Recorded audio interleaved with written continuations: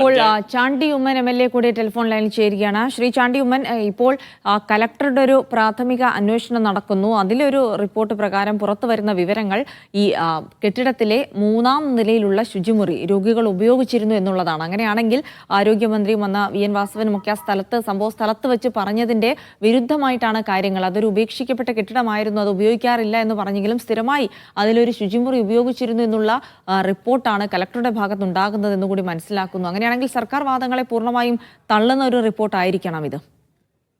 തീർച്ചയായിട്ടും അത് അവിടെ ചെല്ലുന്ന ഏതൊരു വ്യക്തിക്കും കളക്ടറിന്റെ റിപ്പോർട്ട് വന്നത് ഒരു യാഥാർത്ഥ്യം പറഞ്ഞു എന്നുള്ളതേ ഉള്ളൂ. അവിടെ ചെല്ലുന്ന ഏതൊരു വ്യക്തിക്കും മനസ്സിലാവുന്ന കാര്യമാണ്.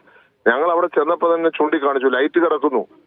ഞങ്ങൾ അവിടെ ചെന്നപ്പോൾ സംസാരിച്ചവരെല്ലാം പറഞ്ഞു, ഞങ്ങൾ ഇപ്പോൾ ഉപയോഗിച്ചിറങ്ങിയതേ ഉള്ളൂ, ഇപ്പോൾ ഞാൻ ഉപയോഗിച്ചുകൊണ്ടിരിക്കുമ്പോഴാണ് ഞങ്ങളിത് ഇടിഞ്ഞു വീണത് എന്നടക്കം ഇവിടെ ആൾക്കാർ പറയാനുള്ള സാഹചര്യം ഉണ്ടായത് എങ്ങനെയാണ്?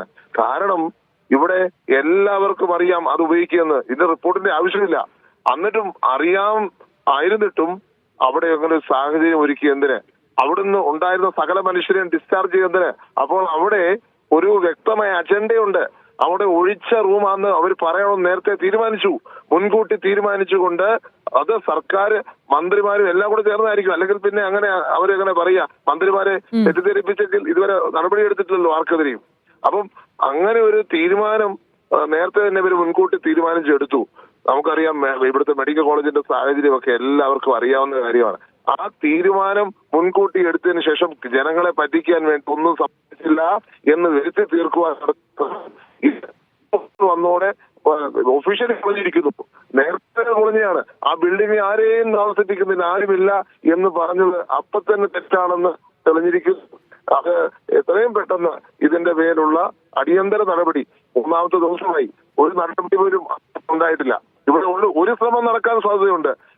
ഡോക്ടറിനെ ബലിയാടാക്കി രക്ഷപ്പെടാൻ ആരെങ്കിലും ശ്രമിച്ചാൽ, ഡോക്ടർ ജയകുമാറിനെ പോലെ ഒരു ഡോക്ടറെ കാണുകയില്ല. കാരണം 18-20 മണിക്കൂർ അദ്ദേഹം ഓപ്പറേഷൻ തിയേറ്റർ തന്നെയാണ്. അദ്ദേഹത്തിന്